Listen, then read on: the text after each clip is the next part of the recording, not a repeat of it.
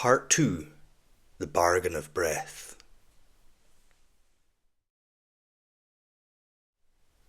There was a night when the moon rose heavy with remembrance, and even the stars dimmed their gaze.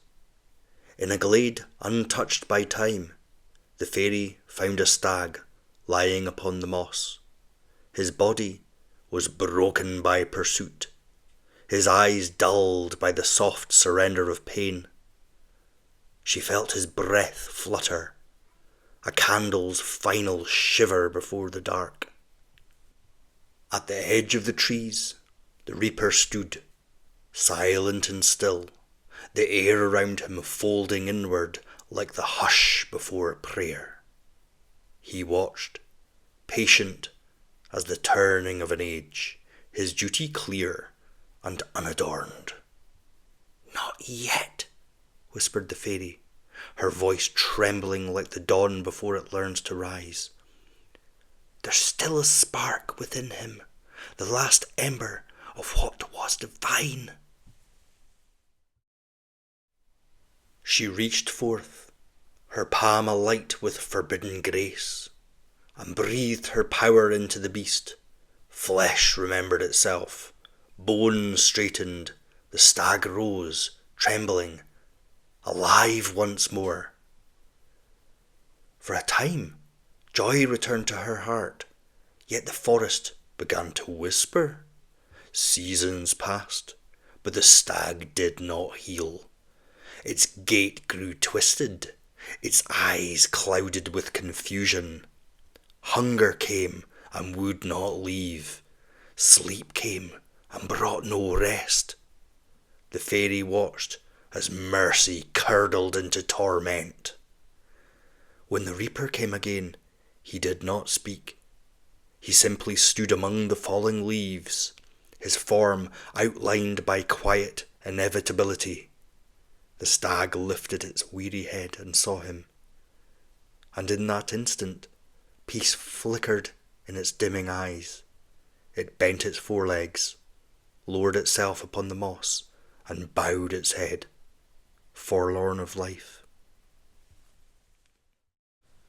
The reaper raised his scythe, solemn, deliberate, and with one clean stroke, the air split like a sigh.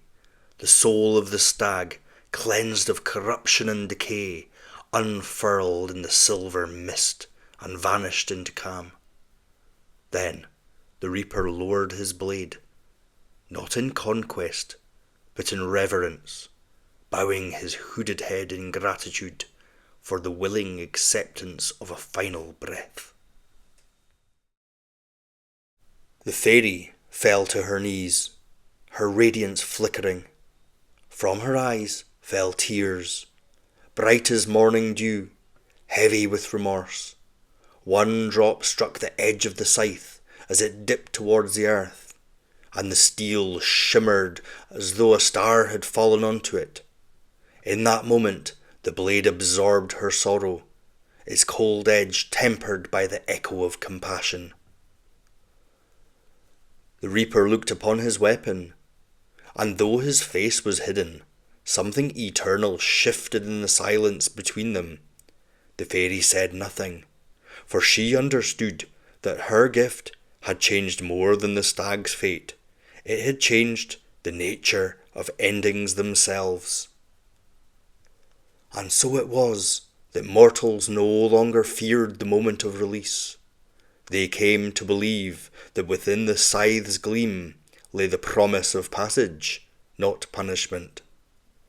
The fairy watched from the edge of the world, her sorrow softened by knowing that even endings could now carry tenderness. From the place where her tears had fallen, a flower grew, pale as moonlight, bitter on the tongue, beautiful to behold. It would come to be known as Belladonna, the bloom of gentle departure.